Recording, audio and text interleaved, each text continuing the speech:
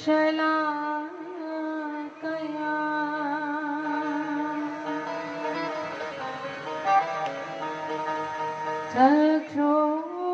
चक्षुरुन्मीलितं येन तस्मै श्री गुरुवे नमः।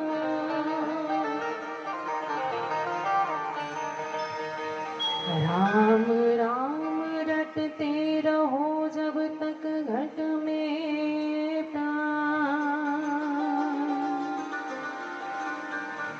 कभी तो दीन दयाल के भनक पड़ेगी कान।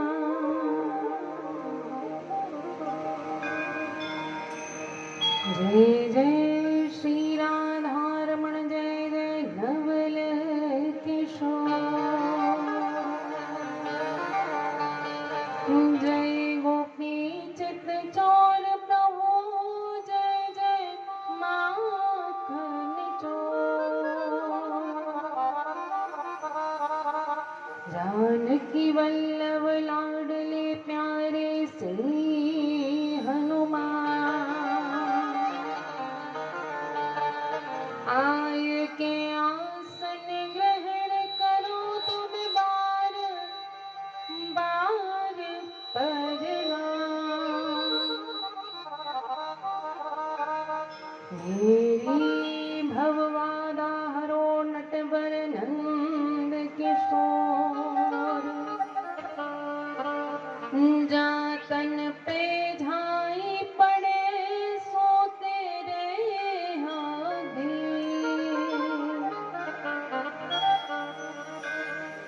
जग का सहारा छोड़ कर मैं आई शरण तिहार। मेरा सहारा है मुझको ओ मेरे बाके बिहारी। श्री कृष्ण चैतन्य प्रभु नित्यानंद, श्री अद्वैत गदाधर शिव सवि गौर भक्त वृंद। हरे कृष्ण कृष्ण कृष्ण हरे हरे, हरे राम राम राम हरे हरे।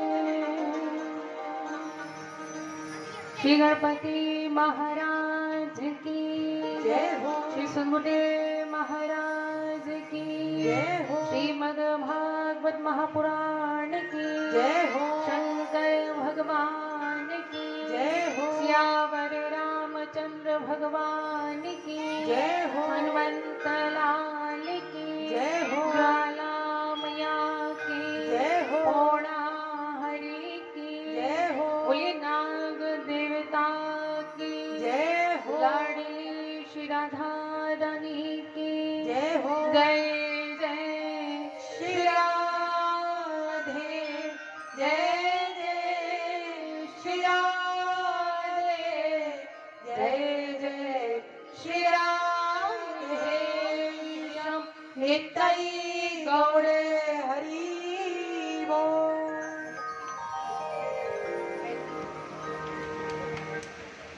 आइए द्वितीय दिवस के प्रथम सत्र में प्रवेश करने से पहले अपनी मन इंद्रिय चतुर्वृत्तियों को श्री ठाकुर जी के चरणारविंद में समाहित करेंगे और भाव से ताली बजाते हुए महामंत्र का उच्चारण सभी मिलकर करेंगे। आइए मिलकर गाते हैं।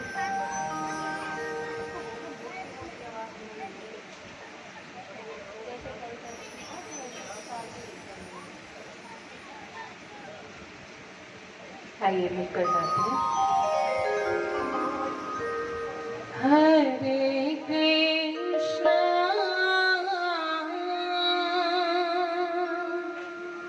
हरे कृष्ण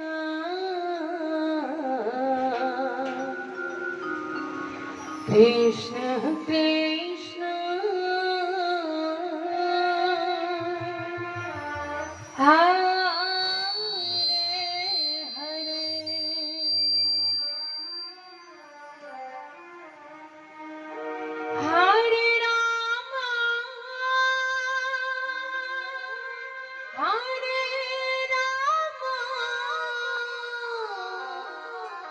राम राम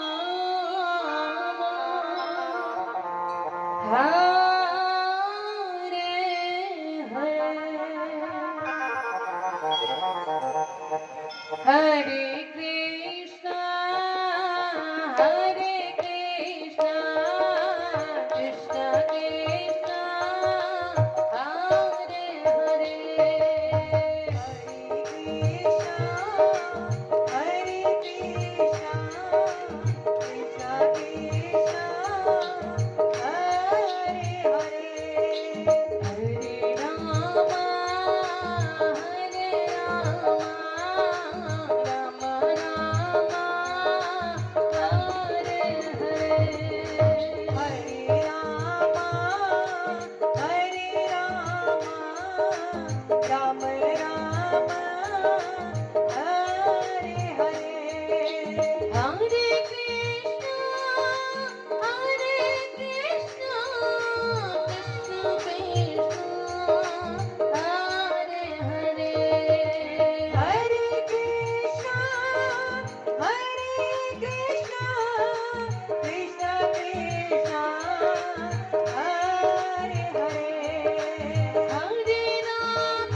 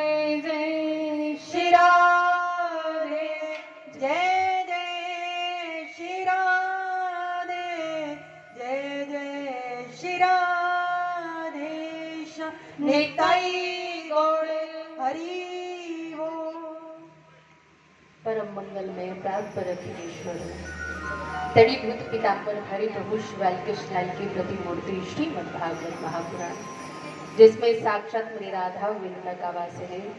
श्री राधा गोविंद के चरणारविंद में कोटि कोटि दंडवत प्रणाम करते हुए मेरे सर के ताज हृदय के सम्राट परम पूज्य श्री सद्गुरुदेव महाराज जी के चरणारविंद में कोटि कोटि दंडवत प्रणाम करते हुए इष्ट देवता, क्षेत्र देवता, स्थान देवता, समस्त 33 कोटि देवी देवताओं के चरणों में कोटि कोटि दंडवत प्रणाम करते हुए इस मंदिर में जितने भी देव स्वरूप स्थापित हैं, समस्त देव स्वरूपों के चरणारविंद में कोटि कोटि दंडवत प्रणाम। विप्रजन, गंधर्वजन एवं जितने भी ठाकुर जी के लाडले भक्ति यहाँ पर विराजमान हैं, समस्त भक्तों के हृदय में विराजमान मेरे नील माधव सरकार के पावन स्वरूप को कोटि कोटि दंडवत प्रणाम। और आप सभी को व्यासपीठ की तरफ से प्यार भरी राधे राधे राधे राधे। आप से बोलो राधे राधे राधे राधे राधे राधे राधे राधे। जब भक्त प्रभु के नाम का स्मरण करता है तो उसके हृदय में एक अजीब सा आनंद, अजीब सी खुशी के अश्रु प्रवाहित जो है आंखों से होना शुरू हो जाते हैं। जीवन का केवल एक सार है, वो है भगवान का नाम, भगवान की भक्ति, भगवान की सेवा करना।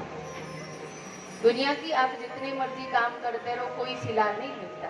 अगर आप एक बार प्यार से प्रभु का नाम सुमिरन कर लेते हैं ना जी, तो उसी एक बार के सुमिरन से मेरे ठाकुर रीझ जाते हैं। क्योंकि हमारे ठाकुर कभी किसी के अवगुणों को नहीं देखते, केवल एक गुण पर रीझ जाते हैं। जब वो हमारे एक गुण पर रीझ जाते हैं तो क्यों ना हम सर्वस्व जो है उनके चरणों में अर्पण कर देता है। इस संसार में हर एक व्यक्ति जो है स्वयं को प्रभु का कहता है कि हम प्रभु के हैं, हम प्रभु के हैं, चाहे झूठ से ही सही कहते तो है ना। आज झूठ से हम बोलेंगे ना कि हम प्रभु के हैं, तो एक दिन साची में ही आपके मुख से निकलेगा कि हम प्रभु के हैं और प्रभु मेरे हैं। आशिक आशिक सब कोई आखे, आशिक सोई कहाँ अपने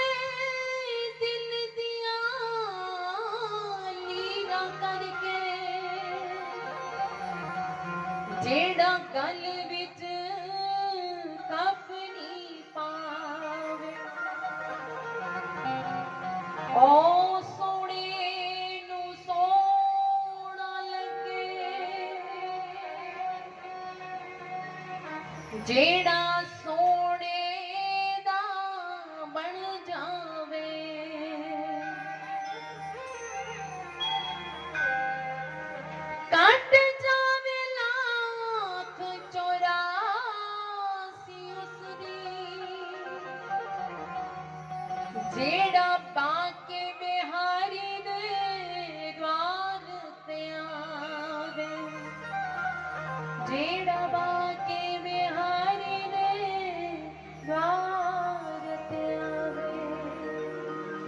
इस संसार में हर कोई भक्त अपने आप को प्रभु का आशिक कहता है। हाँ, कोई पागल है दुनिया के लिए, कोई पागल है अपनी बेटे के लिए, कोई अपनी पत्नी के लिए, कोई संसार के लिए पागल है। लेकिन इस संसार में असली पागल तो वही है जो पागल बाके बिहारी के लिए है महाराज। असली पागल तो वही है महाराज। जो संसार के पागल होते वो क्या करते हैं? पत्थर मारते हैं। लेकिन जो प्रभु के लिए पागल होते हैं महाराज, वो तो हमेशा प्रभु का गुणगान करते रहते, मस्त होकर झूमते रहते हैं। श्री ठाकुर जी को वही प्यारे लगते हैं जो संतों का संग करते हैं, प्रभु के नाम का सुमिरन करते हैं, वो प्यारे लगते हैं। तो ऐसी पावन प्रभु से जोड़ने वाली श्रीमद्भागवत महापुराण की कथा है। आप सभी ने कल श्रवण किया कि ये जो भागवत जी की कथा है मोक्ष को देने वाली है, मुक्ति को देने वाली है, यहाँ तक कि प्रेत योनि से भी छुड़ाने वाली है। आपने सुना ना कैसे कल धुंधकारी को प्रेत योनि से छुड़ाया गया भागवत जी की कथा सुनाकर। ये कोई साधारण ग्रंथ नहीं है महाराज, जिसमें साक्षात श्री राधा गोविंद जो है विराजमान। मैं तो यहाँ तक भी कहती हूँ, अगर आपसे लड्डू गोपाल नहीं रखे जाते कोई बात नहीं, आप अपने घर में भागवत जी को विराजमान कर लीजिए, 2 समय धूप दीप नैवेद्य अर्पण कीजिए, उनको भोग लगाइए।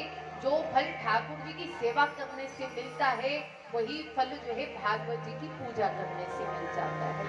हाथ से बोलो हरे कृष्णा हरे कृष्णा हरे राम हरे राम।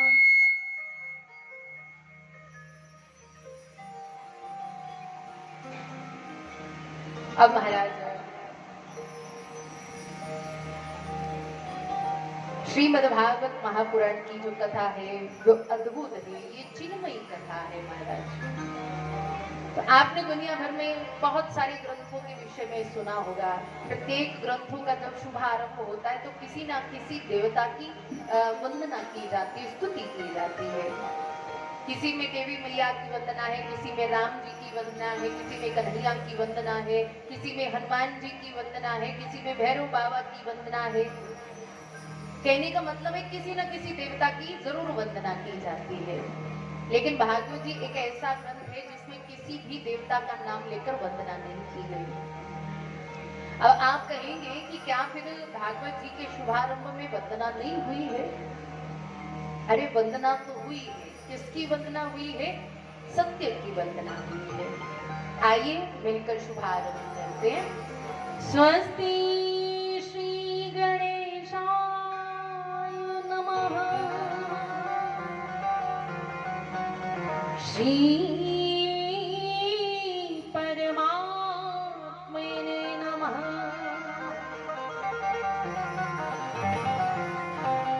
श्री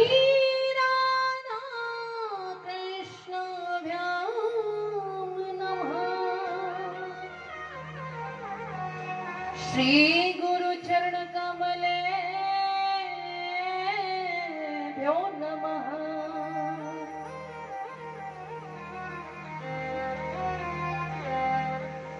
जन्मन्दस्य यतो अन्वयादितनतः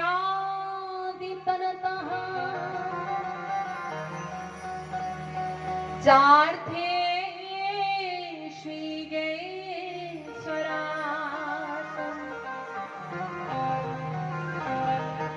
तेने ब्रह्म हृदयादि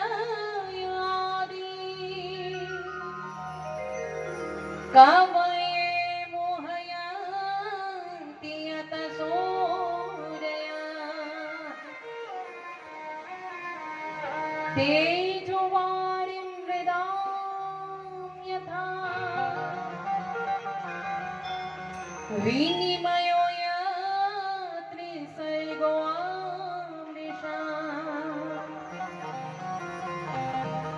धाम्ना स्वेन सदा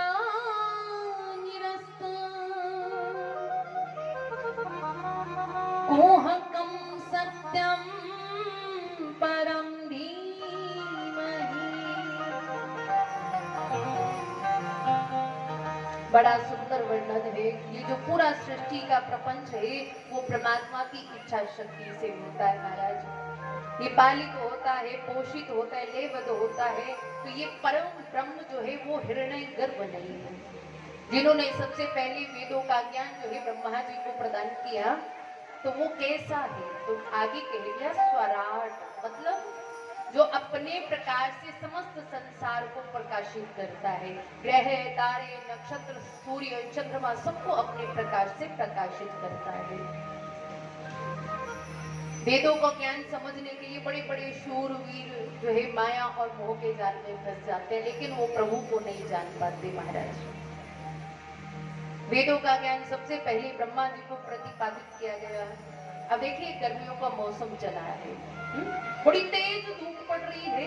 आप रास्ते पर चल रहे थे, चलते चलते आपकी नजर दूर तक जाती है। आपसे बोलो हरे कृष्णा हरे राम हरे राम। अरे भैया बोल तो जरा जोर से, हरे कृष्ण हरे राम। जब आप सड़क पर चलते हो ना तो दूर नजर जाती है ना सड़क पे, तो ऐसा लगता है कई बार कि सामने जो है पानी, जैसे आप पास जाते हैं तो वो पानी नहीं होता, वो तो सड़क ही होती है। ये क्या है? ये है प्रभु की माया। ये माया और माया के कार्यों से बिल्कुल सर्वथा परे है महाराज। ऐसे परम सत्य की वंदना की गई है, सत्यम परम धीमहि। अच्छा, यहाँ पर भी कई लोग प्रश्न कर देते, 33 करोड़ देवता हैं, उनमें से किसी की भी वंदना कर देते, इस परम सत्य की वंदना क्यों की है? तो कहते हैं कि ये जो सत्य है वो एक काल में नहीं है, बल्कि त्रिकाल वादित, तीनों कालों में है। पहले है मध्य में सत्यम व्रतम, फिर सत्यम परम, फिर आगे दे दिया तस्मैय, मतलब सृष्टि बनने से भी पहले सत्य है, सृष्टि बन गई तब भी सत्य है, और जब सृष्टि का विनाश हो जाता है तब भी ये सत्य स्वरूप बना रहता है।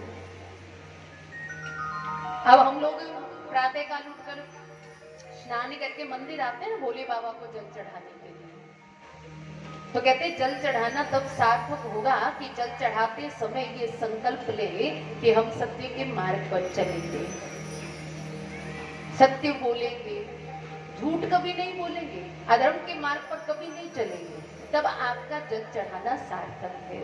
आप से बोलो हरे कृष्णा हरे राम हरे राम।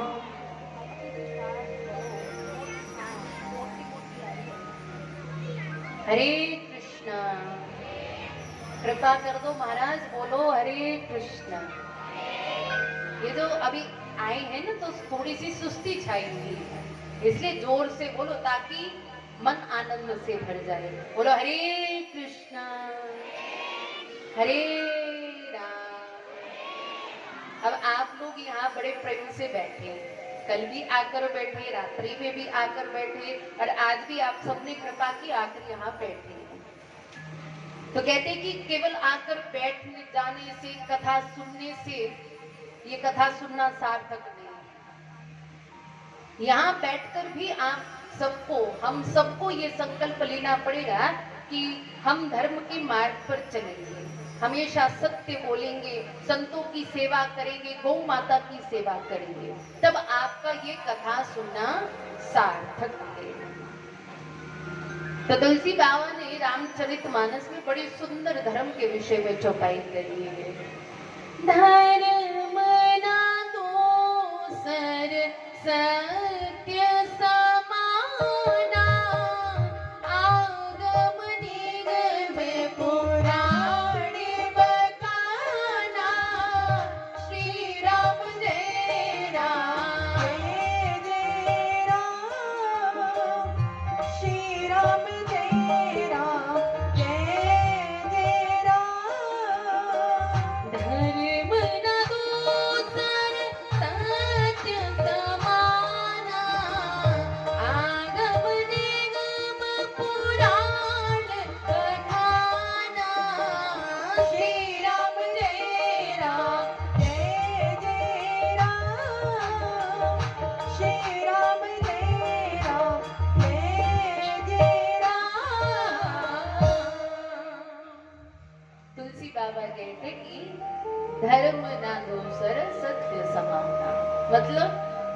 धर्म के समान दूसरा कोई सत्य नहीं है। अगर हम धर्म के मार्ग पर चल रहे हैं, इसका मतलब हम सत्य बोल रहे हैं। आगे कह दिया, असत्याद परा धर्मो न ही असत्य समपातक पूजा। जिस प्रकार से धर्म के समान दूसरा कोई सत्य नहीं है, वैसे ही अधर्म के समान दूसरा कोई असत्य नहीं है। अब पंडित जी रोज मुख्य यजमान बनाते हैं ना, कलेवा बांधते हैं हाथ पर। इससे क्या पता चलता है कि आज के लिए इनको मुख्य यजमान के रूप में वर्ण कर दिया गया है। मैं तो यहाँ भी कहूंगी, केवल मोली बांधने से कुछ नहीं होगा। यहाँ भी बैठकर संकल्प लेना पड़ेगा कि हम धर्म के मार्ग पर चलेंगे, हम सत्य बोलेंगे, बुजुर्गों की सहायता करेंगे, उनकी सेवा करेंगे, गौ माता की रक्षा हेतु तो हम तत्पर होंगे। तब आपका ये कलेवा बांधना सार्थक है महाराज। क्योंकि आगे दूसरे मंत्र में फिर व्यास जी ने परम धर्म का निरूपण किया है कि हम लोगों का परम धर्म क्या है। अच्छा आप बताइए, आपका परम धर्म क्या है? आप बोलेंगे महाराज हम तो गृहस्थी है, तो गृहस्थ धर्म का पालन करना हमारा परम धर्म है। ये तो हो गए सांसारिक धर्म, लेकिन परम धर्म नहीं हुआ ये। अगर परम धर्म के बारे में आपको जानना है तो सीधे चले जाइए कहाँ, श्री वृंदावन धाम में। अच्छा आप में से कौन कौन वृंदावन धाम गए, हाथ खड़े कीजिए जरा। काफी लोग गए हैं और काफी नहीं गए। अच्छा परिक्रमा की है वृंदावन की? तो पैदल करी है, टमटम में करी? हाँ टमटम में करी? चलो कोई बात नहीं, की तो हो ना। अच्छा फिर बैठकर आपने देखा होगा ना, ऐसे परिक्रमा के साइड साइड पे कच्चे रास्ते पे बहुत सारे बाबा जी लोग बैठे होते हैं ना, कुटिया सी बनाकर बैठे होते हैं। किए कभी दर्शन? बोले वो बाबा जी कोई साधारण नहीं है। यदि आप समझो कि गरीब है ना, बड़े बड़े करोड़पति अरबपति जो है अपनी अरबों की संपत्ति को छोड़कर इस वृंदावन धाम में आकर बैठे हुए हैं। क्यों? और केवल श्री ठाकुर जी के लिए।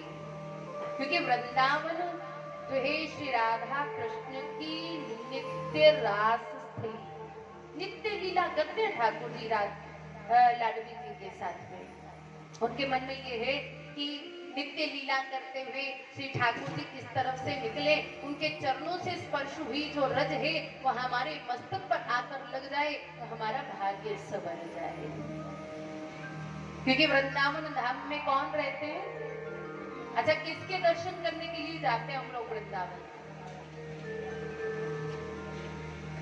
किसके जाते हैं? बांकी बिहारी के। इतना काला कलूटा है फिर भी उससे मिलने के लिए हर कोई जाता है। अच्छा ऐसा उसमें क्या है जो सभी उसी के पीछे पड़े हुए हैं? देखने में काला है लेकिन है जग से उजियारा महाराज। अभी तो काला है तब इतने गजब ढा रहे, अगर गोरे होते पता नहीं कितना गजब ढा देते हैं। बड़ी सुंदर पंक्तियां लिखी हैं हमने, क्या? वृंदावन की गलियन में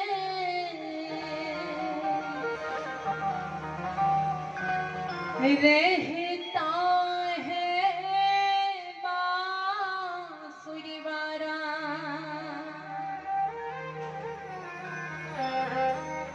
जो शैतान को सुन लेता वो पागल दीवाना हो जाता। उस वृंदावन की गलियों में वो बांके बिहारी रहते हैं महाराज। जब पहली बार जाते हैं ना, दर्शन करते हैं तो मन नहीं करता आने का, घर करता है मन वापस आने का मन करता है। बस बिहारी जी इतनी कृपा करते यहीं पे छोटी सी झुपड़िया बन जाए, अब हम घर नहीं जाना चाहते। लेकिन जिनके साथ गए होते हैं ना, वो खींच खींच कर लेकर आते, ना जी हम अपनी जिम्मेदारी पर लेकर आए, आप चलो, उसके बाद बेशक आ जाना आप।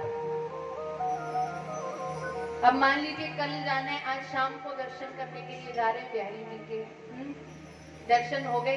अब साथ वाले कहते हैं चलो अब सामान भी तो पैक करना है, थोड़ी शॉपिंग भी तो करनी है ना। वो कहते हैं अच्छा चलते हैं ना, एक बार करने दो ना मुझे दर्शन, बस आप रुको 2 मिनट, बस दर्शन कर लो फिर चलता हूँ आपके साथ है। हमारा 5 मिनट हुए, 10 मिनट हो गए खड़े खड़े। अब कहते हैं अरे चलो भी, कितने दर्शन करोगे? नहीं बस एक झांकी करनी है, अब एक बार देखने दो ना मुझे।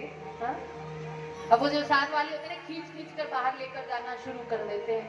वो बीच रास्ते में कहता है अच्छा आप ऐसा करो, आप ना मेरा बाहर इंतजार करो, मैं अभी दर्शन करके पुनः आ जाता हूँ। हाँ? अब जो बाहर बेचारे खड़े इंतजार कर रहे हैं इतनी भीड़ में, दोबारा फिर घूम फिर के भीतर आते हैं, खींचते हुए बाहर लेकर जाते हैं, अरे चलो ना घर भी तो जाना है। ना चाहते हुए भी बेचारा आ जाता है, मन नहीं करता वापस आने का, रोते हुए महाराज घर आता है।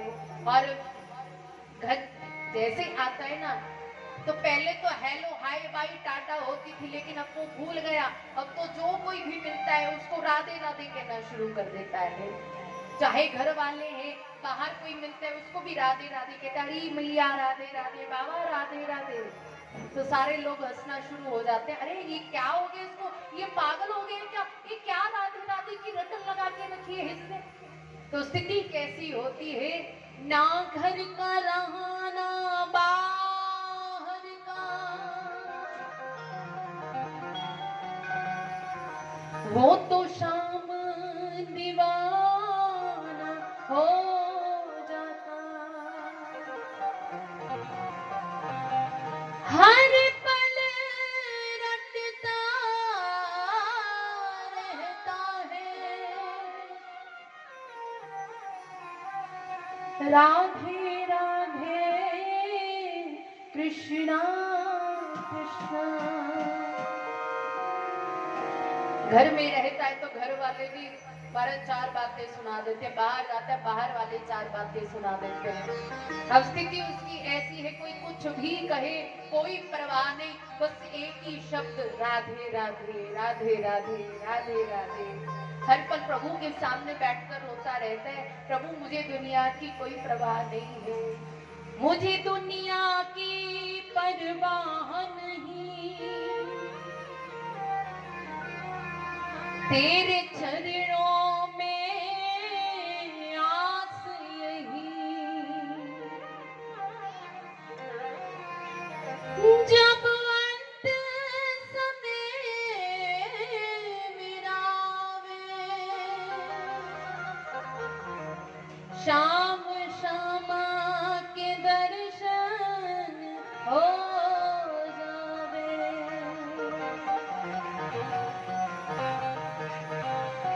बस निरंतर होता रहता है, प्रभु से प्रार्थना करता है कि प्रभु बस एक ही अभिलाषा है, जब इस तन से प्राण निकले बस अंतिम समय में ही आपके दर्शन हो जाएं, श्री लाडली जी के दर्शन हो जाएं। अगर आप उन संतों से पूछोगे कि आपका परम धर्म क्या है, तो केवल एक ही बात कहते कि ठाकुर जी का नाम जपना, ठाकुर जी की कथा को सुनना ही हमारा परम धर्म है। हाथ से बोलो हरे कृष्णा हरे राम हरे राम। यही तो हमारा परम धर्म है, प्रभु का नाम जपना, प्रभु की कथा को सुनना। क्योंकि आज तक दुनिया को खूब देखा, खूब रिझाया, कोई नहीं माना, कोई नहीं रिझा। अब एक बार प्रभु को रिझा लो, बस जीवन धन्य धन्य हो जाएगा। क्योंकि भागवत जी की कथा है जो प्रभु से जोड़ती है। शिव इदम कल्याणम ददाति, यही कथा कल्याण करने वाली है। तापत्रय उन्मूलनम, 3 प्रकार के तापों को नष्ट करने वाली ये कथा है। कहते अगर आपके पास समय नहीं है ना कि महाभारत पढ़े, ब्रह्म विवर्त पुराण पढ़े, तो कहते हैं कि भागवत जी का ही आप आश्रय ले लीजिए। अगर संस्कृत नहीं आती है पढ़नी, कोई बात नहीं, हमारे गुरुदेव कहते हैं केवल हिंदी पढ़ना शुरू कर दो, एक एक मंत्र रोज पढ़ो। अब महाराज ध्यान दीजिए, यदि तो आप 7 दिन कथा में आते हैं ये ठाकुर जी की कृपा है। और मान लीजिए नहीं आ पा रहे किसी भी दिन, एक दिन मन में आया कि यहाँ कुठार कला में नाग मंदिर में कथा हो रही है, चलो वहां आज सुनकर आते हैं। अभी ध्यान देना, आप अभी कथा स्थल पे गए नहीं, अभी आप घर में बैठे विचार कर रहे हैं। तो कहते जैसे ही मन में भाव आया कि कथा सुनने चलते हैं, उसी समय आपके हृदय में श्री ठाकुर जी का पावन स्वरूप जो है प्रकट हो जाता है। महाराज ध्यान देना, केवल भाव आने मात्र से जब ठाकुर जी हृदय में प्रकट हो सकते हैं, यदि उसी सच्चे भाव, सच्चे प्रेम, सच्ची श्रद्धा को लेकर अगर हम कथा में आकर बैठे तो हो सकता है साक्षात बांके बिहारी के दर्शन हो जाए। बोलो बांके बिहारी लाल की जय हो। कई भक्तों को दर्शन हुए भी हैं, इसलिए मैं बार बार कहती हूँ कि सावधान होकर बैठो। इधर उधर देखना बंद कर दो, कोई आ रहा है कोई जा रहा है, उनको आने दो, उनको जाने दो। आप केवल ध्यान रखो कथा में। ऐसा ना हो ठाकुर जी आपकी सहेली का, आपकी पड़ोसन का रूप बनाकर आपके पास बैठे हो और आपका ध्यान ही ना हो, तो आप ऐसा ना हो कि दर्शनों से वंचित रह जाए। इसलिए निवेदन है कि जितनी देर भी कथा में बैठना है, इधर उधर नहीं देखना है। अगर देखोगे ना तो हमेशा आपने देखा होगा ना, सड़क पर चलते हुए एक पंक्ति लिखी होती है, नजर हटी तो दुर्घटना घटी। ऐसा ना हो आपकी कथा से नजर हटे और दुर्घटना घटित हो जाए, ठाकुर जी के दर्शनों से ही वंचित रह जाओ। ऐसा नहीं करना। बोलो भाव से हरे कृष्ण। हरे कृष्णा। थोड़ा धीरे धीरे बोलो, हरे कृष्ण हरे कृष्णा। हरे राम हरे राम। इसलिए जब भी कथा में बैठो तो कैसे बैठना है? बोलो, इधर उधर देखना तुसी तो देखते ही नहीं है ना, मैं ही देखती है ना कौन कौन कितने बैठे हुआ है ना। इसमें आपकी गलती नहीं है कुछ भी। जब आप इधर उधर देखते हो ना, इसमें भी आपकी गलती नहीं है। गलती पता किसकी है? गलती है उस कलियुग की। अगर सब लोग ध्यान से कथा सुनने लगेंगे तो वो कलियुग कहता है कि सब भक्त बन जाएंगे तो किसको हम नरक में लेकर जाएंगे। हाँ, हम आ जाते हैं कलियुग के चक्कर में, फंस जाते हैं और इधर उधर देखने लगते हैं, है ना। लेकिन हमें कलियुग के चक्र में नहीं पड़ना। बस ध्यान रखना, जितना मर्जी मन करे, मन कहे इधर उधर देख लो, नहीं देखना। बोलो भाव से हरे कृष्ण हरे राम। आगे अब आप बोलोगे कि कल से हम भागवत जी के विषय में सुन रहे हैं कि भागवत जी जो है मुक्ति प्रदान करने वाली है, भागवत जी मोक्ष प्रदान करने वाली है, भागवत जी प्रेत योनि से छुटकारा दिलवाती है, भागवत जी श्री साक्षात ठाकुर जी से ही मिलन करा देती है। तो ऐसी भागवत जी का प्राकट्य कैसे हुआ, भागवत जी जो है इस धराधाम पर कैसे पधारी, तो बड़ा सुंदर भागवत जी के प्राकट्य के विषय में कह रहे हैं। निगम कल्पतरो गलितम शुक मुखात अमृत द्रव्य संयुतम पिबत भागवतम रसमाल्यम मुहुरो रसिका भुवि भावुका।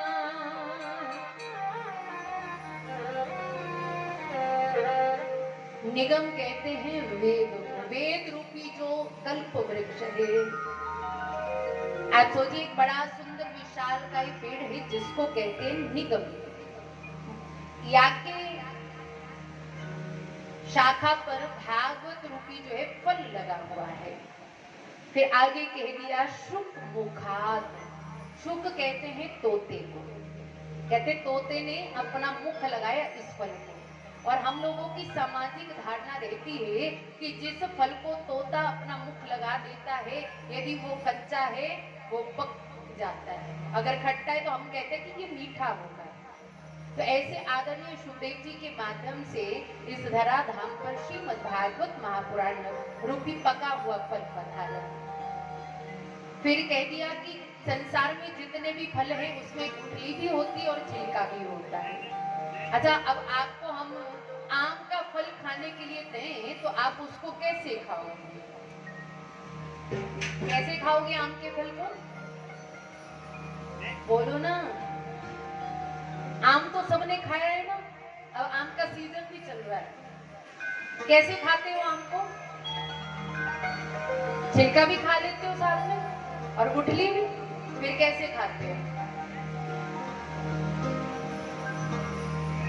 मुझे लगता है आपने अभी तक आम खाया ही नहीं है, या फिर नादान बन रहे हो कि नहीं हमें नहीं बताना हम कैसे खाते हैं, आम नजर लग जाती है। कैसे खाते हो जी आम बताओ? छिलका हटा के और उसकी गुठली निकालकर, और जो बीज का जो उसका रस में सार होता है ना उसको खाते हैं, है ना, बड़े प्यार से। लेकिन ये जो भागवत रूपी फल है तो लोग कहते हैं क्या इसमें भी गुठली है, इसमें भी छिलका है? तो व्यास जी महाराज कहते ना जी इसमें कोई गुठली नहीं है, कोई छिलका नहीं है, फिर कैसा है? कहते अमृत द्रव्य संयुतम, जो अमृत से लपालप भरा हुआ है। तो भागवत रूपी पके हुए फल को फिर आगे कह दिया पिबत भागवतम रसमाल्यम, इस भागवत रूपी पके हुए फल को आप पियो। अच्छा, अब आप कथा को सुन रहे हैं कि पी रहे हैं? अब आप बोलोगे ये अच्छा झंझट है, हम तो सुनने के लिए आएंगे, तो हमसे ही प्रश्न करती जा रही है। अरे बीच में पूछना पड़ता है तभी आप लोगों की सहभागिता होती है। ऐसा ना हो मैं बोलती जाऊं आपके पल्ले पूछना पड़े। बोलो भाग से हरे कृष्णा। हाँ जी, भागवत सुन रहे हैं कि पी रहे हैं? सुन रहे हैं। फिर यहां तो कह दिया पियो। श्रुणतु भी तो लिख सकते थे, पिबत क्यों लिखा? देखिए कोई भी चीज होती है, कोई भी बात होती है, जब हम एक कान से सुनते हैं ना तो दूसरे कान से हम हमेशा निकाल ही देते हैं। लेकिन पीना किसको बोलते हैं? बोले पीना तो है कानों से, लेकिन उसको अपने हृदय में ले जाकर अपने हृदय में बसाना है, उसको अपने जीवन में अपनाना है, इसको कहते हैं पीना। फिर आगे कह दिया कि इधर उधर की बातों को सुनकर एक कान से दूसरे से निकालते हैं, लेकिन इस भागवत को कानों से पीते हुए हृदय में धारण करके उसको जीवन में अपनाए, उसको बाहर न करें। जैसे एक भक्त ने संतों की 2 मूर्तियां बनाई, एक जैसा कद काठ, एक जैसा रूप, सब कुछ भार वगैरह एक जैसा, लेकिन उनकी कीमत में फर्क है। एक है उसमें से 100 रुपए की और एक मूर्ति है लाख रुपए की, यानी चौराहे में उसको नुमाइश के लिए रखी है। अब कई भक्त आ रहे हैं, देख रहे हैं, पूछ रहे हैं, जा रहे हैं, लेकिन एक चतुर भक्त आ गए, वो कहते हैं हाँ जी महात्मा जी 2 मूर्तियां रखी हुई है महात्मा जी की एक जैसी बिल्कुल, इसमें क्या फर्क है? बोले फर्क कुछ भी नहीं है, फर्क कीमत का है। एक इसमें से एक 100 रुपए की है और एक लाख रुपए की है। अब आपको देखना है परीक्षा करके कि इसमें से कौन सी 100 रुपए की है और कौन सी लाख रुपए की है। भाग से बोलो हरे कृष्णा हरे कृष्णा हरे राम हरे राम। अब उसने क्या किया, एक रुई की बत्ती बनाई, एक मूर्ति के पास गया, उसके कान में डाली और वो दूसरे कान से बाहर आ गई। और फिर दूसरी मूर्ति के पास गया, वही बत्ती दूसरी मूर्ति के एक कान में डाली तो पेट में बहुत बड़ा छेद था महाराज, वो सीधे पेट में चली गई। कहने लगे महाराज ये जो बत्ती जिसके पेट में गई ना, इस मूर्ति की कीमत है लाख रुपया, और जिसकी एक कान से डालकर दूसरे से निकल गई उसकी कीमत 100 रुपए है। मेरे अनुसार 100 तो ज्यादा बता दी, कोड़ी जैसी कीमत नहीं है उसकी। जो प्रभु की कथा को, प्रभु के नाम को एक कान से सुनकर दूसरे से निकाल दे, उसकी तो कोड़ी जैसी भी कीमत नहीं है महाराज। और जो कानों से सुनकर अपने हृदय में धारण करके अपने जीवन में प्रभु के नाम को, प्रभु की कथा को धारण करे, उस व्यक्ति की कीमत जो है लाख रुपया है महाराज। फिर आगे कह दिया मुहुरो रसिका भूमि भाग कहा, प्रभु की कथा को आप जितनी मर्जी बार सुनिए।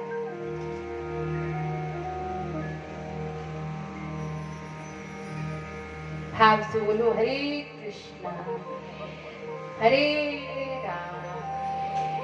अब आप बोलेंगे कि 10-11 सालों से तो हम यहीं बैठकर कथा सुन रहे हैं। हाँ, आसपास में भी बहुत सारे आश्रमों में, मंदिरों में कथा होती है। कितनी बार कथा सुने हम लोग। हाँ, वही तो राधा रानी, वही कृष्ण का नहीं आए, वही यशोदा मैया, वही नंद बाबा, वही गोपियां, वही ग्वाल, वही बछड़े, वही गैया। क्या बार बार उसी कथा को हम सुनते रहे। कहते जिसने प्रभु की कथा को सुनकर ये कह दिया कि कितनी बार सुने, उसे आज तक अभी तक प्रभु की कथा के आनंद को जाना ही नहीं। राम चरित जे सुनते आघाई, रस विशेष जाना तिन नाही। श्री राम जय राम जय जय राम, श्री राम जय राम जय जय राम। जिन हरि कथा सुने नहीं गाना, श्रवण रंग पवन समाना। श्री राम जय राम जय जय राम, श्री राम जय राम जय जय राम। श्री राम जय राम जय जय राम। श्री राम जय राम जय जय राम। तुलसी बाबा कहते हैं कि जिन्होंने प्रभु राम की, प्रभु श्री कृष्ण की कथा को सुनकर ये कह दिया कि कितनी बार सुने, उसने अभी तक प्रभु की कथा के आनंद को जाना ही नहीं। पहली बार जब कथा सुनी थी तो थोड़ा सा आनंद आया, दूसरी बार सुनी थोड़ा और आनंद आया। जैसे जैसे कथा सुनते गए वैसे वैसे आनंद आना शुरू हो गया है। देखिए प्रभु की कथा है, जितनी मर्जी बार सुनो आनंद बढ़ेगा, नुकसान कुछ नहीं होगा, केवल फायदा ही फायदा होगा। जिन्होंने प्रभु की कथा को कानों से नहीं सुना, कहते हैं उसके कान सांप के बिल के समान है। किसके जैसे हैं? सांप के बिल के समान। देखिए ये जो सांप होता है ना, अपना घर नहीं बनाता बल्कि दूसरे जीवों के घर पर अधिकार करता है। ये कब बाहर आता है? जब बारिश होती है ना, मूसलाधार बारिश, जब इसके बिल में पानी जाता है तो अकुलाकर ये बाहर आता है।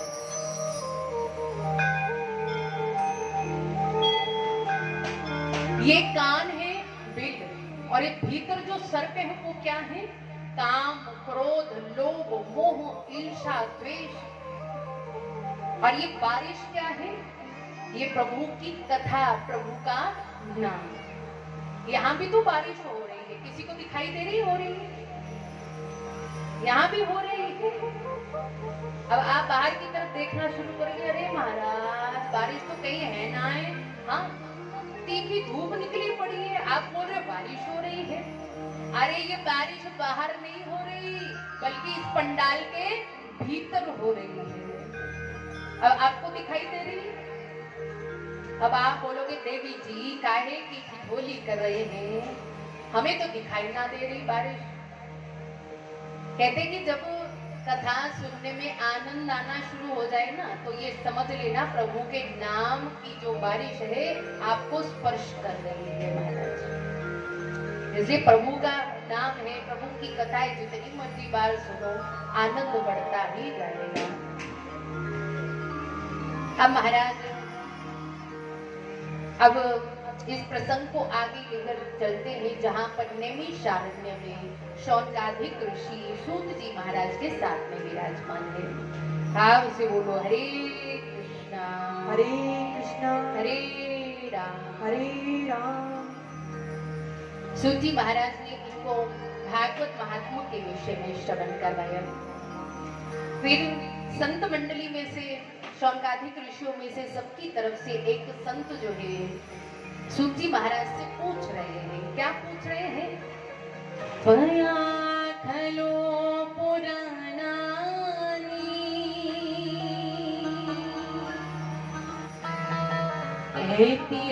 ऐतिहासानि जानघा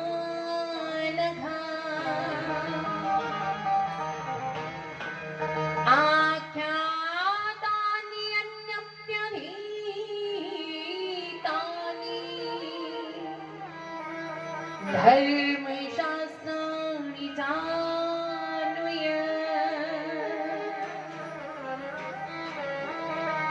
आप महाराज वेदों पुराणों शास्त्रों की ज्ञाता है, तो हमारे मन में कुछ जानने की जिज्ञासा है।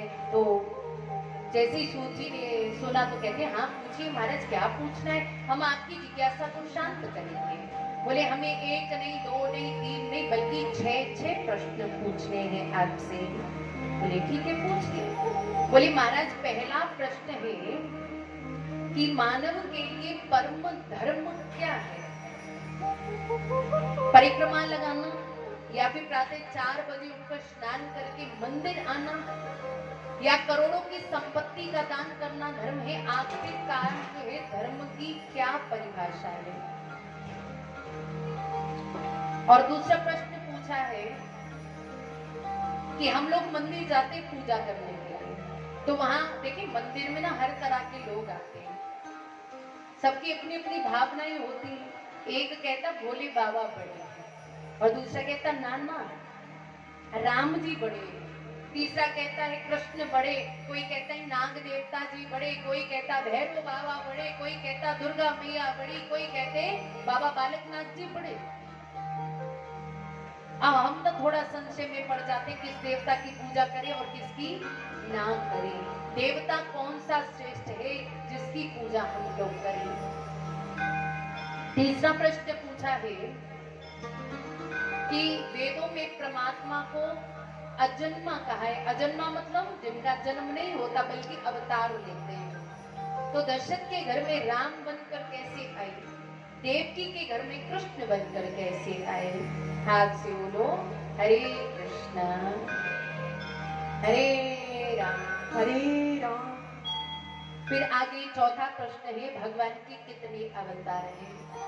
किसी ने कह दिया 10, किसी ने 15, किसी ने 20, किसी ने 24 और एक भक्त ऐसे हुए जो कहते हैं हरि अनंत हरि कथा अनंता। जितने अनंत प्रभु की कथा है उतने ही प्रभु के अनंत अवतार हैं। फिर आगे 5वां प्रश्न पूछा है कि वक्ता वो श्रेष्ठ है जो छोटी बात बनाकर बोल ले बड़ी हो, जो गागर में सागर भरने वाली बात करे महाराज। क्योंकि आजकल के कलियुगी जीवों के पास इतना समय नहीं है कि 10-10, 12-12 घंटे बैठकर कथा को सुने। जो वेदों पुराणों का रस में सार है कृपया वो बताने की कृपालता करें हमें। फिर आगे 6वां प्रश्न है कि जब जब इस धरती पर अधर्म बढ़ता है तब तब धर्म की स्थापना करने के लिए श्री नारायण जो है इस धराधाम पर अवतार लेते हैं। मान लीजिए धर्म की स्थापना करने के लिए प्रभु का अवतार हुआ, धर्म की स्थापना हो गई और धर्म की ध्वजा को फहराकर प्रभु नारायण जो है वापस वैकुंठ चले गए, तो बाद में ये धर्म जो है वो किसके सहारे रहता है? जब ये 6 प्रश्न पूछे महाराज, तो सूजी महाराज बड़े प्रसन्न हो गए। बोले सबसे पहले इन प्रश्नों का उत्तर देने से पहले मैं आदरणीय सुखदेव महाराज का वंदन करूंगा, जो आज वैकुंठ धाम में राधा रानी की गोद में खेल रहे हैं। आज लाडली राधा रानी ने कहा, सुखदेव जी आप ना इस धरती पर जाओ और चारों दिशाओं में भगवान की कथा का, भगवान के नाम का प्रचार प्रसार करो। तो सुखदेव हाथ जोड़कर कहते, देखो मैया मैं ना जाऊंगा। बोले क्यों ना जाओगे? बोले यदि इस धरती पर मैं गया 2-4 जो मालाएं मैं करता हूँ वो भी नहीं कर पाऊंगा, क्योंकि भगवान नारायण की जो माया है ना वो मुझे पकड़ लेगी। हाथ से बोलो हरे कृष्णा। थोड़े पीछे वाले भी कृपा कर दीजिए, बोलो हरे कृष्णा हरे राम। देखिए राधा रानी जो है सुखदेव महाराज की गुरु है। अब गुरु कोई आज्ञा करे शिष्य ना माने ऐसा तो हो ही नहीं सकता। अब एक शुभ पक्षी के गर्भ से अंडे के रूप में इनका जन्म हुआ, वो भी कैलाश पर्वत के नजदीक में। अब वहां पर कैलाश पर्वत पर ना सर्द हवाएं चल रही है, बर्फ गिर रही है, जिसके प्रभाव से वो सुखदेव जी का जो अंडा था वो फूट गया, या के माता पिता इनको छोड़कर चले गए महाराज। अब इधर दूसरी तरफ नारद जी को चिंता भई कि यदि सुखदेव जी का प्राकट्य नहीं होगा तो चारों दिशाओं में प्रभु के नाम, उनकी कथा का प्रचार प्रसार कैसे होगा। तो आइए पहले नारद जी के नाम के अर्थ को समझते हैं। नाम रत्न, जिसकी बात में संसार में कोई रत्न ना कर पाए वो नारद है। नारम ज्ञानम ददाति इति नारदः, जो ज्ञान को प्रदान करे वो नारद है। नारम अज्ञानम द्युति खंडति इति नारदः, जो अज्ञान का खंडन कर दे वो नारद है। और नारद जी के लिए एक बात बड़ी प्रसिद्ध है कि जहां नारद जी चले जाते हैं वहां लड़ाई झगड़ा हुए बिना तो रह ही नहीं सकता। और दूसरी बात, जहां पर लड़ाई झगड़ा हो रहा है और वहां नारद जी चले जाएं तो हमेशा के लिए, जीवन भर के लिए वो झगड़ा समाप्त हो जाता है। और दूसरी बड़ी प्रसिद्धि है इनकी, जिनको नारद जी के दर्शन हो गए समझ लो भगवान के दर्शन तो हो ही जाएंगे। इन्होंने नारायण और लक्ष्मी में झगड़ा करवा दिया, ब्रह्मा और ब्रह्माणी में झगड़ा करवा दिया। अब रह गए भोले बाबा। अब चल पड़े कि भोले बाबा और पार्वती जी में झगड़ा करवाएंगे। अब कैलाश पर्वत पर पहुंचे तो क्या देखा, एक कुटिया में भोले बाबा समाधि में बैठे हैं और थोड़ा आगे गई तो माँ भैया पार्वती बैठी है। हाथ से बोलो हरे कृष्णा हरे राम हरे राम। अब जाकर प्रणाम किया तो मैया ने भी प्रणाम किया। ओहो नारद जी, बड़े दिनों के बाद दर्शन पे, कहाँ थे इतने दिनों तक? तो कहने लगे, देखो मैया मैंने आजकल संसारिक लोगों के यहाँ जाना बंद कर दिया है। सब बनावटी प्रेम करते हैं दुनिया में, जिसको भी ले लो, जहाँ स्वार्थ है वहाँ प्रेम है, बस बिना स्वार्थ के कोई प्यार ही नहीं करता है। इसलिए मैंने ना आना जाना सब जगह बंद कर दिया है। तो मैया कहती है, बाकी का तो मुझे पता नहीं, मुझ में और भोले बाबा में बड़ा प्रेम है। बोले वो कैसे? बोले जो उनको गुरु के द्वारा मंत्र दिया गया है ना, उन्होंने वो भी मुझे बताया हुआ है। देखिए वेद शास्त्र सचेत करते हुए कहते हैं, गोपनीयम गोपनीयम गोपनीयम प्रयत्न रहता, मतलब कि अपने गुरु के द्वारा दिए हुए मंत्र को गुप्त रखे, छुपा कर रखे, किसी को ना बताएं।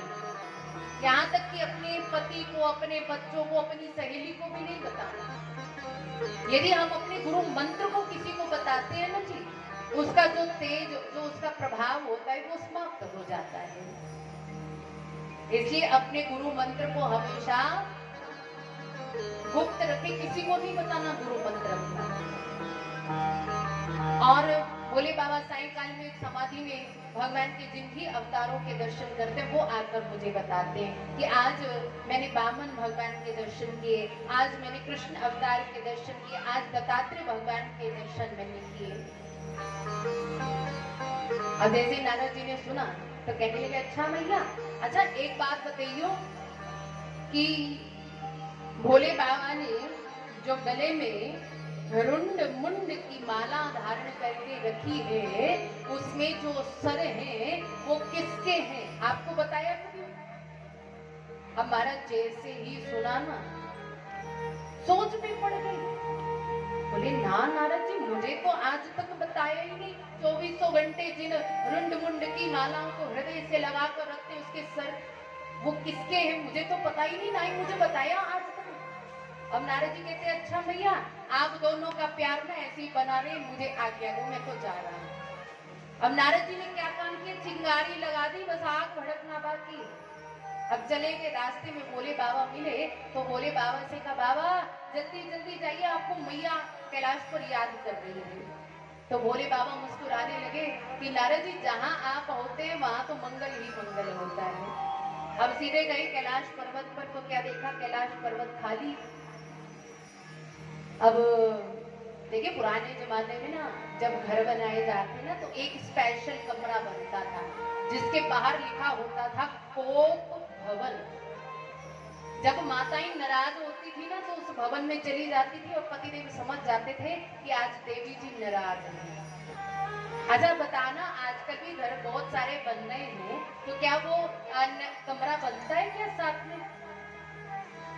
बोलो ना, बनता है? क्यों नहीं बनता?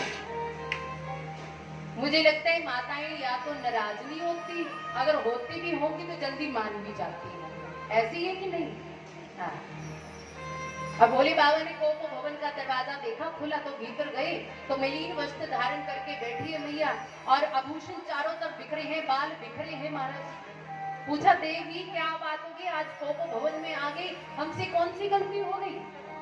बोले स्वामी एक गलती हो तब तो हम बतावें, आप गलती के ऊपर गलती करते हैं, आप तो कपटी हैं। तो कहने लगे भोले बाबा देखो महाराज, कपटी तो वो होता है ना जो अंदर से भी काला और बाहर से भी काला होता है, मैंने ऐसा कौन सा कपट कर दिया? तो कहने लगी देखो प्रभु, आपने जो गले में रुंड मुंड की माला पहन के रखी है उसमें जो सर है वो किसके, बताया कभी मुझे? 24 घंटे उसको हृदय से लगा कर रखते हैं। तो कहने लगे देखो देवी, यही तो मेरे प्रेम के सूचक हैं, ये सर किसी और के नहीं बल्कि आपके ही हैं। बोले वो कैसे? देखो देवी तुम जगदम्बा हो, परम्बा हो, लीला को विश्राम देने के लिए शरीर त्यागना पड़ता है, लीला में प्रवेश करने के लिए जन्म लेना पड़ता है, तो तुम्हारी याद को बनाए रखने के लिए तुम्हारे सर को मैं इस माला में पिरोता रहता हूँ। और जैसे ही सुना तो कहने लगी महाराज आप तो महाकपटी हैं। प्रभु कह रहे हैं कि पहले बोल रही कपटी है अब महाकपटी है, वो कैसे? बोले देखो प्रभु, लीला को विश्राम देने के लिए मुझे मरना पड़ता है, लीला में प्रवेश करने के लिए मुझे जन्म लेना पड़ता है, लेकिन आपने ऐसी कौन सी जन्म मूर्ति का पान करके रखा है, ना तो आपका जन्म होता है और ना ही आपका मरण होता है। तो भोले बाबा की ये सुनकर नए सजन हो गए, कहने लगे मैंने श्रीमद्भागवत महापुराण रूपी पावन अमर रोटी का पान किया है। तो मैया कहती मुझे भी उस कथा का पान करवाइए।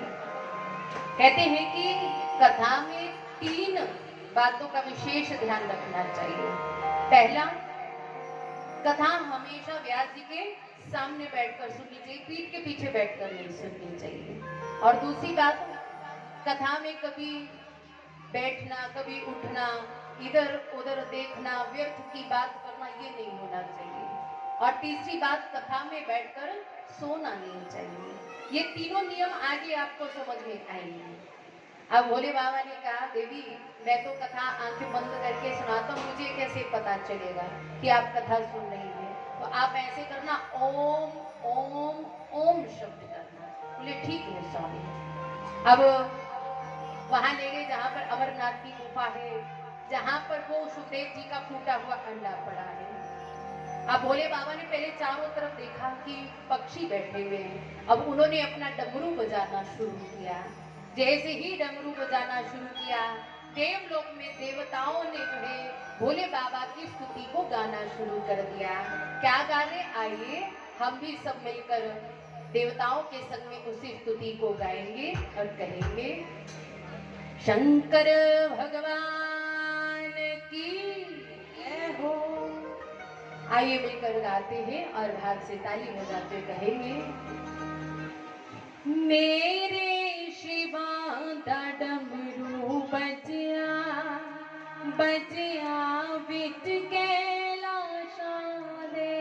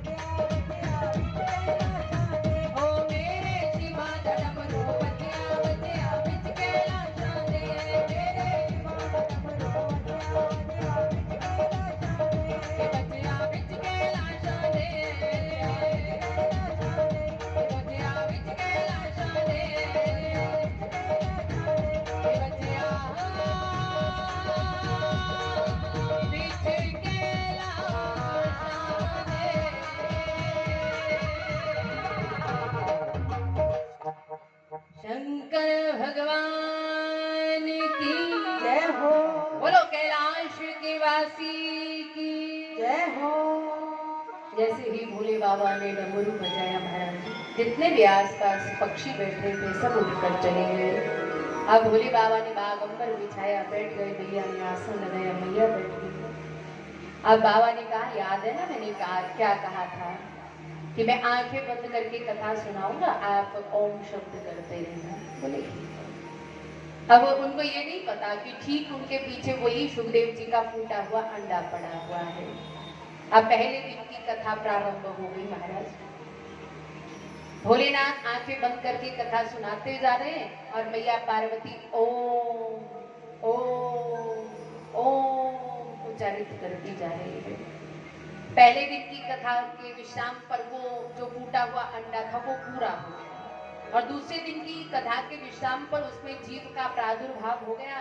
तीसरे दिवस की कथा में वो उस अंडे में से नन्हे सुखदेव जी जो है पक्षी के रूप में प्रकट हो गए। और चौथे दिन तो महाराज, चौथे दिन क्या होता है जी? चौथे दिन क्या होता है? क्या होता है? भूल गए मुझे लगता है। चौथे दिन हमारे नारायण जो है बाल कृष्ण लाल का अवतार धारण बनकर आते महाराज। बड़े आनंद से बैठकर सुखदेव जी वो चौथे दिन की कथा को सुन रहे हैं। अब पांचवें दिन की कथा जैसी ही प्रारंभ हुई ना महाराज, तो मैया को नींद आने लगी। अब हमारी तरह थोड़ी ना है कि कोई 11 बजे आ रहा है, कोई 12 बजे आ रहा है, बस 1 घंटा सुनी, 2 घंटे सुनी, बस हो गया, ऐसा नहीं। वहां तो महाराज निरंतर कथा चल रही है।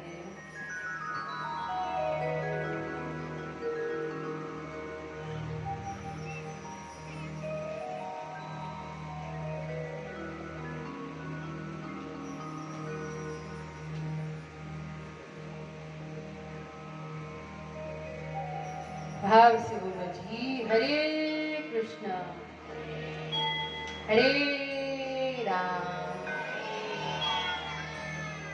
क्या सुना रही थी मैं? क्या सुना रही थी? वो थोड़ा मैं सूचना पढ़ने लगी ना, सूचना आई थी मेरे पास। हाँ? वो मैं तो अब भूल गई, अब याद दिलवाइए कि कहाँ कथा चल रही थी।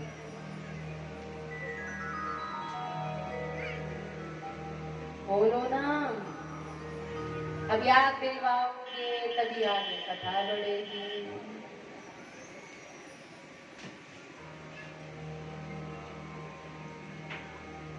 मैं कह रही थी कि हमारी तरह थोड़ी ना कि आधा घंटा सुनी, 1 घंटा सुनी। वहां तो निरंतर कथा चली। मान लीजिए आज सुबह 4 बजे कथा शुरू हुई ना, पूरे दिन पूरी रात्रि कथा चली। दूसरे दिन 4:01 पे पहले दिन की कथा को विश्राम हुआ, 4:02 पे दूसरे दिन की कथा शुरू हो गई। अब निरंतर बैठेंगे एक ही आसन पर, थकावट तो हो ही जाती है ना जी। तो मैया को नींद आने लगी। उस समय एक बात चल रही थी कि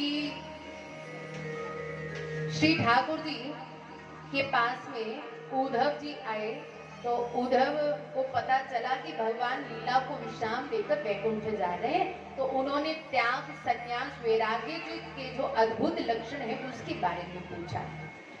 जैसे ही प्रभु बताने लगे इतने में मैया सो गई। अब ओम शब्द बंद हो गया महाराज। बोले ऐसे तो कथा में व्यवधान पड़ जाएगा।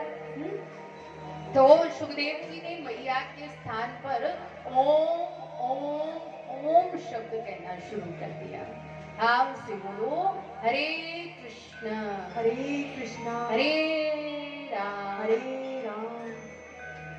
अब 5वें दिन की कथा को विश्राम हुआ, फिर छठी जैसे 7वें दिवस की कथा को विश्राम हुआ, तो बोले बाबा ने जय घोष लगाया। बोलो श्रीमद् भागवत महापुराण की जय हो। अब जैसे ही जय बोली मैया की समाधि खुल गई। तो मैया कहती, बाबा तनी बताइए भगवान ने उद्धव को त्याग, संन्यास, वैराग्य के अद्भुत लक्षणों के विषय में क्या कहा? बोले क्या मतलब देवी, क्या कहा? कथा का तो विश्राम हो गया। बोले महाराज मैं सुन नहीं पाई, मैं तो सो गई थी। बोले तैने नहीं सुनी तो फिर किसने सुनी? अब चारों तरफ नजर दौड़ाई तो पीठ के पीछे नजर गई तो क्या देखा, वो नन्हे सुखदेव जी महाराज बैठे हुए हैं। बोले कथा सुनना कोई गलत बात नहीं है, कथा सुनना तो अच्छी बात है, लेकिन पीठ के पीछे बैठकर सुनना उचित नहीं है, मानो ब्रह्म विद्या की यानी चोरी कर ली हो। अब भोले बाबा ने अपने त्रिशूल को उठाया, आगे आगे सुखदेव जी उड़ते जा रहे हैं और पीछे पीछे त्रिशूल लेकर जो है भोले बाबा जा रहे हैं। उड़ते उतरे जो है बद्रिकाश्रम जो है पहुंच गए, जहां पर व्यास जी महाराज अपनी पत्नी बिटका देवी के साथ में सामने प्रास नामक कुटिया में बैठे हैं। अब बात क्या चल रही है दोनों में, महाराज विवाह को इतना समय हो गया, हमारे घर में कोई संतान ना हुई, तो व्यास जी कहते जब ठाकुर जी की कृपा होगी तो संतान हो जाएगी। अब इधर बिटका देवी को ना उवासी आ गई, हाँ उवासी करने के लिए जैसे ही मुख खोला ना तो नन्हे सुखदेव जी उड़ते उड़ते मुख मार्ग से होते हुए बिटका देवी के पेट में पधार गए। बोलो सुखदेव जी महाराज की जय हो। गर्भ में उन्होंने बड़ा सुंदर मंदिर बना लिया, जिस गर्भ की हम लोग निंदा करते हैं। कहते गर्भ में उल्टा लटकना पड़ता है, छोटे छोटे कीटाणु काटते हैं गर्भ में, माँ तीखा खा ले तब बालकों को कष्ट, ज्यादा गर्म खा ले तब बालक को कष्ट। तो ऐसे पावन मंदिर बना लिया गर्भ में उन्होंने, वेद मंत्रों की ध्वनियां उच्चारित हो रही है। एक दिन बिटका देवी ने ना जी अपने स्वामी से कहा, देखो स्वामी मेरे गर्भ से वेद मंत्रों की ध्वनियां उच्चारित होती है। तो उन्होंने कहा अच्छी बात है ना, गर्भ में कोई प्रभु का लाडला भक्त होगा जो वेद मंत्रों का उच्चारण करता है। बोले वो तो ठीक है, लेकिन ये बाहर क्यों नहीं आता, 12वां साल चल रहा है इसको मेरे गर्भ में, मुझे बड़ा कष्ट होता है। तो व्यास जी ने कहा पुत्र तुम बाहर आओ, तुम्हारी मैया को बड़ा कष्ट होता है। तो भीतर से आवाज आई कि मैं बाहर बिल्कुल ना आऊंगा, अगर मैं बाहर आया तो ये विष्णु की माया जो है मुझे पकड़ लेगी। अच्छा आप गारंटी लेते हो तो मैं बाहर आ जाता हूँ कि नहीं पकड़ेगी। तो व्यास जी ने कहा देखो पुत्र आजकल खुद की कोई गारंटी ना आए तो तेरी गारंटी कहाँ से ले लूं मैं। तो नारायण को आना पड़ा। नारायण ने आश्वासन दिया कि तुम्हें मेरी माया पकड़ना तो दूर, तुम्हें स्पर्श भी नहीं कर पाएगी। तब जाकर जो है सुखदेव जी महाराज जो है बाहर आए हैं। तो समस्त देवताओं ने सुखदेव जी महाराज की बड़े मंगलमय स्तुति की है। हियं प्रवचनमनुपेत पेत कृत्यम् द्वीपायनो विरह कातर आजुहा पुत्रेति तन्मतया तन्मो अभिनेदुरस्तम्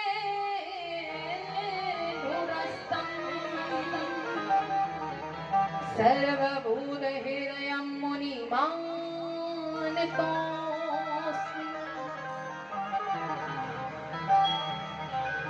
जन्म लेते ही जिन्होंने संन्यास धारण कर लिया महाराज, शरीर पे 4 अंगुल की गोपी भी जिन्होंने धारण नहीं की, पुत्र पुत्र कहते हुए व्यास जी पीछे जा रहे हैं। अरे बेटा एक बार मेरी तरफ देख तो सही। लेकिन सुखदेव जी ने एक बार भी पीछे मुड़कर नहीं देखा। क्यों? यदि मैंने एक बार पीछे मुड़कर देख लिया हो सकता है इनके माया मोह के जाल में मैं बंध जाऊंगा। अब निरंतर चलते जा रहे, पीछे व्यास जी बोलते जा रहे हैं। आसपास के तरवो अभिनेंदु रस्तम, जितने भी पेड़ पौधे हैं मानो सुखदेव जी की तरफ से कह रहे हैं। देखिए महाराज जिनको आप वापस ले जाने के लिए आए हो, आप में सामर्थ्य नहीं है कि आप उनको वापस ले जा पाओ। हो सकता है पिछले जन्म में ये आपके पिता हो जो इस जन्म में आपके पुत्र बनकर आए हैं। संतों की सनिधि जिसको मिल जाती है उसका जीवन संवर जाता है महाराज। एक संत का मिलना बड़ा मुश्किल है, अगर मिल जाए तो उसको सहेज कर रखना बड़ा मुश्किल है। आजकल हर कोई प्रलोभन देता है कि आप हमसे जुड़ जाओ, हमसे नामदान ले लो, हम ये कर देंगे, हम वो कर देंगे। क्योंकि हम लोग क्या करते हैं, चमत्कार को नमस्कार करते हैं। जहां थोड़ा सा चमत्कार देखा बस वही नमस्कार करना शुरू कर दिया। अपने गुरु के प्रति हम श्रद्धा नहीं रखते। आप से बोलो हरे कृष्णा, थोड़ा धीरे धीरे बोलो ना, हरे कृष्णा हरे कृष्णा हरे राम हरे राम। इस संसार में मानस बहुत तरह के मिलेंगे। कोई किस्मत के सितारे बदलने की बात करता है, कोई हाथों की रेखाएं बदलने की बात करता है, लेकिन मेरा सत्य गुरु कितना प्यारा है, जो मेरे साथ चलने की बात करता है। कोई कहता है कि आ जाओ तुम मेरे पास, आ जाओ तुम्हारे किस्मत के सितारे बदल देंगे। कोई कहता आ जाओ तुम्हारी हाथों की जो रेखाएं हैं उसको बदल देंगे। लेकिन हमारे गुरुदेव ऐसे किसी को कोई प्रलोभन नहीं देते। वो सिर्फ एक बात कहते हैं कि तुम अकेले नहीं, हम तुम्हारे साथ हैं हर वक्त। ऐसा विश्वास मन में रखो।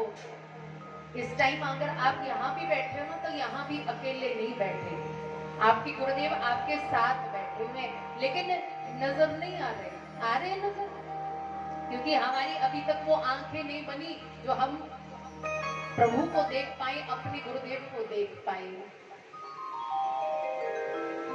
दुनिया को तो हम खूब मना लेते हैं। हम पता क्या करते हैं, गुरुदेव बेशक रूठ जाए लेकिन दुनिया रूठनी नहीं चाहिए, ये रिश्तेदार नहीं रूठने चाहिए। मैं कहती हूँ ये दुनिया बेशक रूठे लेकिन गुरुदेव रूठने नहीं चाहिए। मैं यहाँ तक कहती हूँ ठाकुर जी भी रूठ जाए कोई बात नहीं, लेकिन गुरुदेव रूठने नहीं चाहिए। क्यों?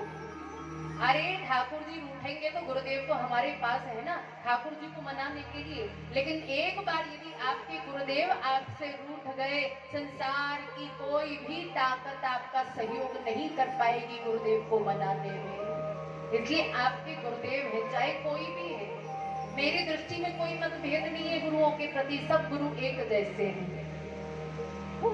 सब गुरुदेव एक जैसे, कोई फर्क नहीं है उनमें। फर्क तो हमारी नजर में है, हमारी मन में है। संतों में कोई फर्क नहीं, संत तो हर एक से एक जैसा प्यार करते हैं, एक जैसा लाड, एक जैसा दुलार करते हैं। अगर एक बार गुरुदेव रूठ गए कोई आपका साथ नहीं देगा महाराज। इसलिए हाथ जोड़कर निवेदन है, बेशक सब रूठ जाए कोई चिंता नहीं, कोई नाराज होता है कोई चिंता नहीं, लेकिन आपके गुरुदेव आपसे रूठने नहीं चाहिए। क्योंकि गुरुदेव ही तो है ना जो आपके दुख में आपके सुख में हमेशा आपके साथ खड़े रहते हैं। संतों के सानिध्य में रहेंगे ना तो हमारा जीवन बदल जाएगा, जीवन आनंदमय बन जाएगा, जीवन स्वर्ग के समान बन जाएगा अगर संतों के सानिध्य में रहेंगे तो। संतों की महिमा के वर्णन के पश्चात शौनकाधिक ऋषियों के प्रश्नों का उत्तर देना शुरू किया कि मानव का परम धर्म क्या है। भगवान के चरणों में प्रीति होना, उनके नाम का सुमिरन करना, निष्काम भक्ति करना ही हमारा परम धर्म है। और दूसरा प्रश्न था मंदिर में जाते देवता कौन सा बड़ा है। कहते देवताओं में कोई भी भेद नहीं करने चाहिए, सब देवता एक समान है। देखिए एक विशाल का एक पेड़ है, उसमें अरबों के हिसाब से टहनियां हैं, अरबों करोड़ों खरबों के हिसाब से उसमें पत्ते लगे हैं। कहते ये जितनी भी टहनियां हैं, जितने भी ये पत्ते हैं, ये सब देवता हैं, और जो उसका मूल, जो इसकी जड़ है, वो भगवान श्री कृष्ण है।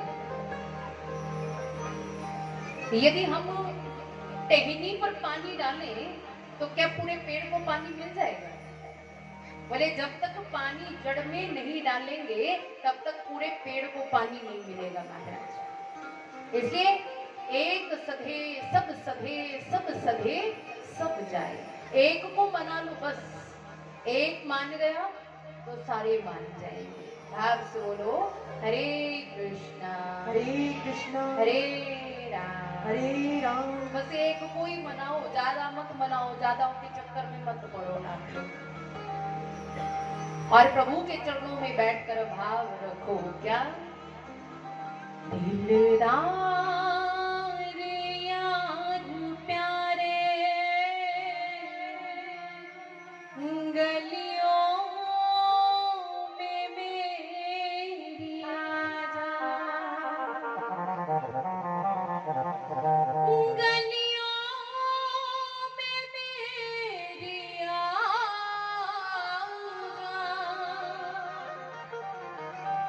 गलियों में मेरी आजा। तो आइए मिलकर प्रार्थना करते हैं ठाकुर जी से क्या, दिलदार यार प्यारे, दिलदार यार प्यारे गलियों में मेरी आजा, दिलदार यार प्यारे गलियों में मेरी आजा, दिलदार यार प्यारे गलियों में मेरी आजा, दिलदार यार प्यारे गलियों में मेरी आजा, गलियों में मेरी आजा, गलियों में मेरी आजा,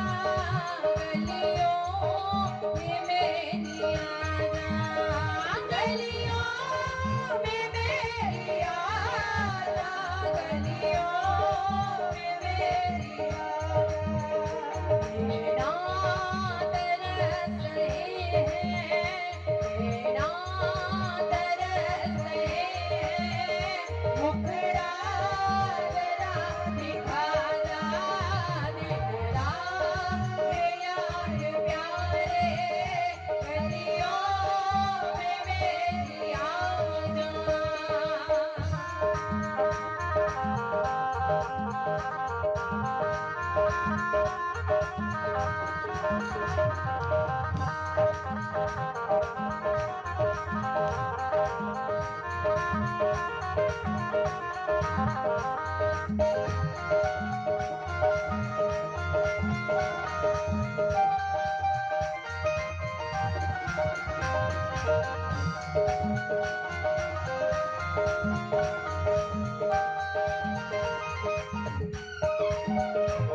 सितम कर तो मुझको सताए चला जा,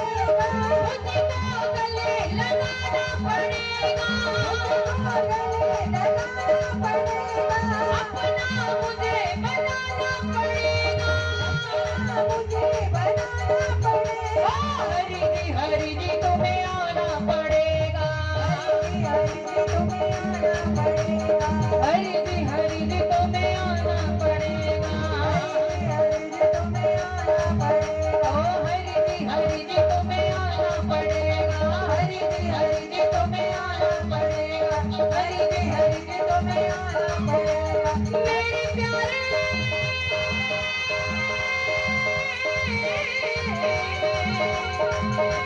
ओ मेरे प्यारे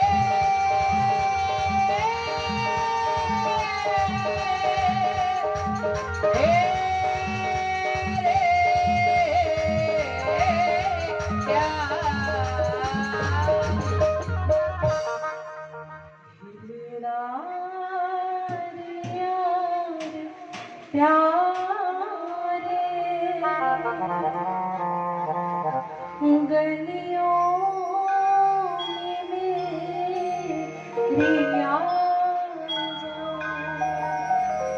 बस ठाकुर जी के चरणारविंद में यही प्रार्थना करो कि प्रभु आपको आना पड़ेगा, अपना मुझे बनाना पड़ेगा, अपने चरणों से अपने गले से मुझे लगाना पड़ेगा, क्योंकि आज तक दुनिया को खूब अपना माना लेकिन आज तक कोई अपना नहीं बना। आज तक बना कोई अपना? कोई नहीं बना। यहाँ तक तो अपने बच्चे अपने नहीं बनते, महाराज दूसरों की तो बात ही क्या है।